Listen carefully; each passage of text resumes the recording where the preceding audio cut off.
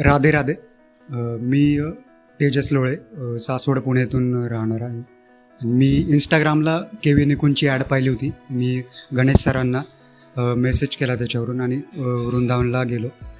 माझी खूप वर्षापासूनची इच्छा होती वृंदावनला जाण्याची.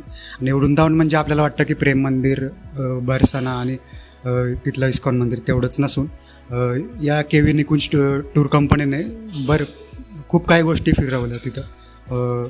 रावल असेल, गोकुळ असेल, नंदमहाल असेल, बरसाना परिक्रमा असेल, बरसाण्यातलं अष्टसखी मंदिर, अशा खूप साऱ्या गोष्टी तिथं पाहायला मिळाल्या. आणि त्यांचं मॅनेजमेंट पण खूप छान आहे. आणि त्यांच्या ट्रिपमध्ये मला पण खूप चांगले कंपनी मिळाली.